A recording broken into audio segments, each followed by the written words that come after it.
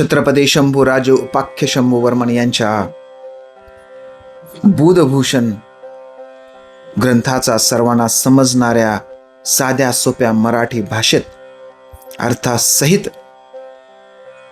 अनुवाद करणाऱ्या शंभूवर्मन कृत बुधभूषणच्या 94व्या भागामध्ये मी डॉक्टर दिनेश आपल्या सर्वांचं स्वागत करतो. सध्या मिश्रान्योक्ती सुरू आहे.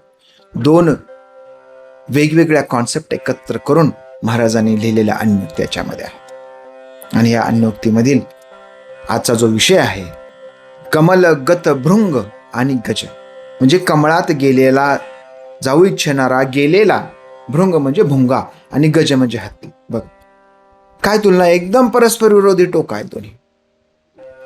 पण भुंग्याची अवस्था कशी होती, तो विचार कसा करतो आणि घडतं का. माणूस करतो एक आणि होतं दुसरंच, हे सांगणारी ही अन्योक्ती आहे.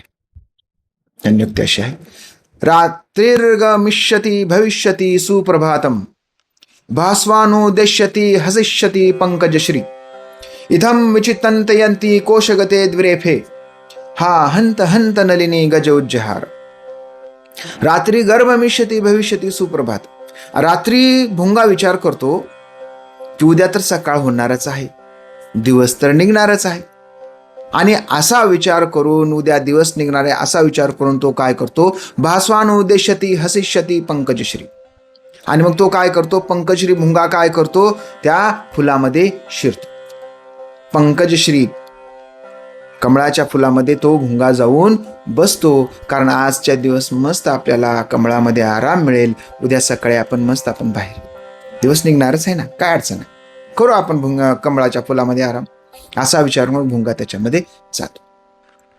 आता उद्या दिवस तर निघणारच आहे, सकाळ तर होणारच आहे, पण प्रारब्ध काय आहे, इत्थम विचिंतयंती कोशगते द्विरेफे.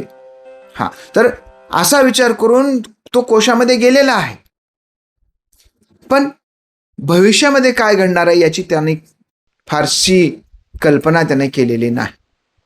नेहमीच भुंगे फुलात जातात आणि मग सकाळी बाहेर पडतात किंवा मध्ये मरून पण जातात, तसा विचार करतो हा. महाराज सांगतात, हा हंत हंत नलिनीम गज उज्जहार. पण अरे रे रे रे, तिथं कोण आला, गज आला, हत्ती आला, आणि त्यानं काय केलं, ते कमळाचं जे झाड होतं झाडच उपटून फेकून दिलं. कशाचा दिवस आणि कशाचा काय विचार केला होता त्यानं, की आपण मस्त आज आराम करू कमळामध्ये, उद्या सकाळी आपण मस्त बाहेर येऊ. घडलं काय, ना रहा कमल ना होई शुभ, त्याच्यात त्याला प्राण द्यावा.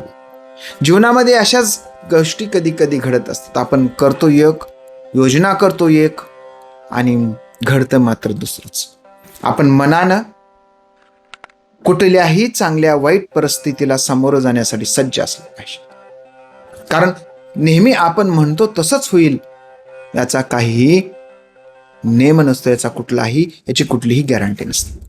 त्यामुळे आपण समजदारपणानं आणि वाईटातल्या वाईट परिस्थिती जर आली तर त्या परिस्थितीत आपण काय करायचं, त्याचा प्लॅन बी आपण आपल्या आयुष्यामध्ये तयार ठेवला पाहिजे. नाहीतर भुंग्यासारखं आपल्याला आपले प्राण गमवावे लागतील.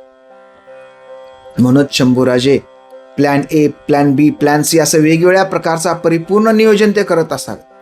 त्यामुळेच आयुष्यभर एक अजय योद्धा म्हणून त्यांना ओळखलं जातं. तर शंभूराजेंच्या या श्लोकाला त्यांनी त्यांच्या जीवनामध्ये आत्मसात केलेला आपल्याला दिसून येतं. आपणही शिकूया, त्यासाठी तर आपलं पॉडकास्ट आहे. आणि जगालाही शिकूया, जास्तीत जास्त लोकांपर्यंत पोहोचवा. लाईक, फॉलो, शेअर करा. जय शहाजी, जय जिजाऊ, जय शिवराय, जय शंभूराजे.